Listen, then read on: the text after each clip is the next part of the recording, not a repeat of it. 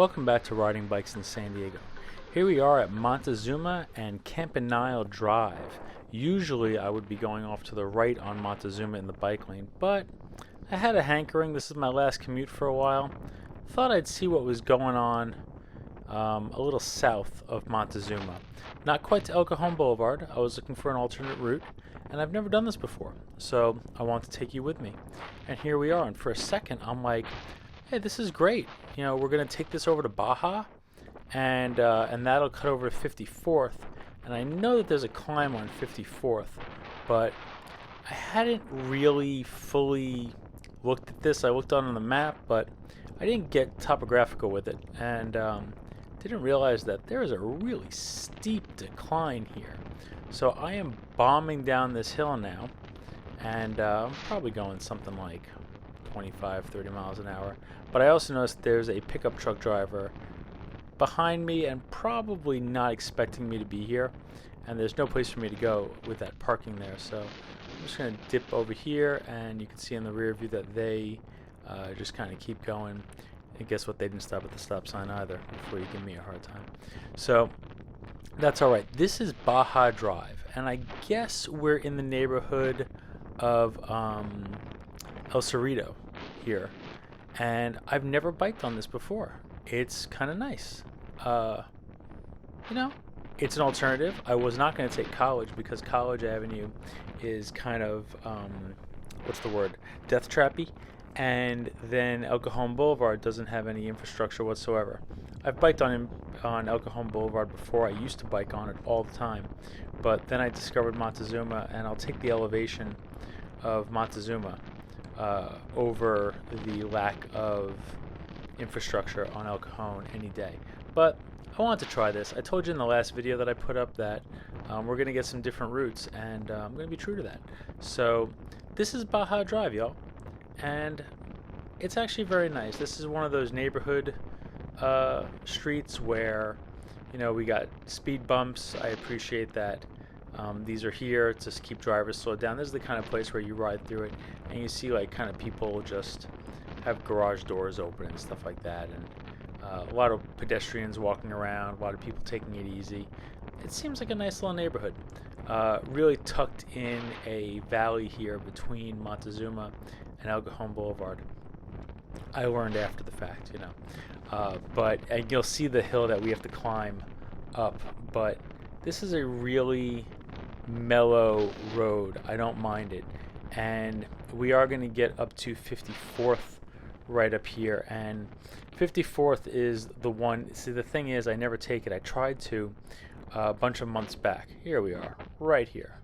Take it slow, give you a little stop at that sign.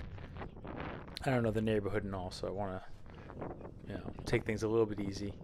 And we turn on 54th here. I tried to do this one other time, but 54th doesn't actually go all the way through to Montezuma. And there's like a little maze, and I don't ride with my map open, you know, on my phone or anything like that. And I didn't print one out and like have it in my bag or anything like that. So I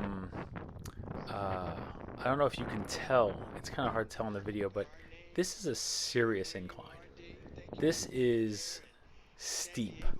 And I am riding a bike, especially for the bike nerds who are really into the specs. I'm riding my old REI Navarro Virtua, I think it's what it's called.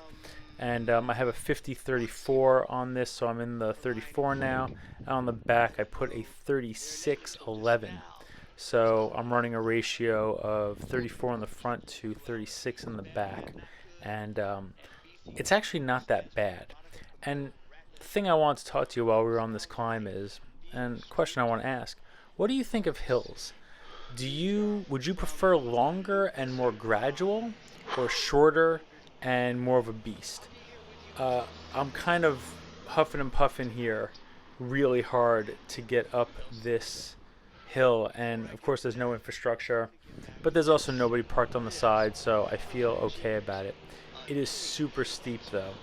But by the time I get to the top, I don't feel so bad about it. I feel like, you know, it was hard, but it kind of was over quickly. So maybe not as quickly as you'd like it to be, because you got to watch this. But just crank, crank, crank. My father-in-law has a wonderful idea about climbing hills on a bike. He likens it to walking.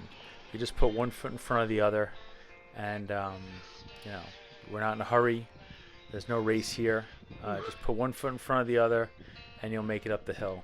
And that's what I tell myself when I'm on climbs like this. And by the time we get up here, it's mellowing out a bit. I love that little scooter parking box that was right there in the interruption.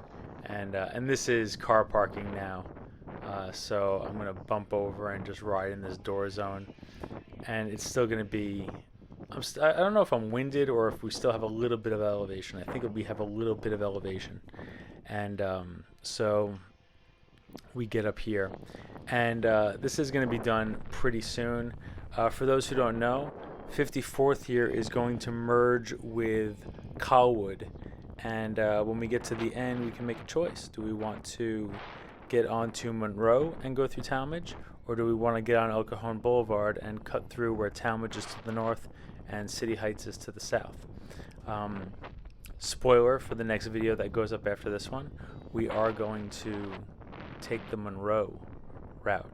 But it mellows out here. 25 mile an hour speed limit's not so bad. The road quality's not excellent, but it's also not horrible. It's not a bad alternative. I still think that when I start back on the commute, I'm going to stick with Montezuma and do that. But it's nice to explore alternatives. It's nice to see what other routes are available. I think that's important for all of us, just to know the neighborhood and know how we can get around.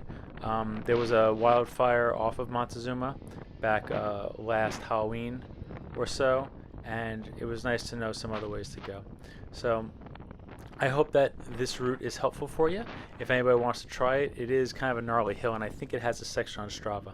So we're going to enjoy what we did, think about what to do next, which way to go, drive less, and ride a bike. Thanks.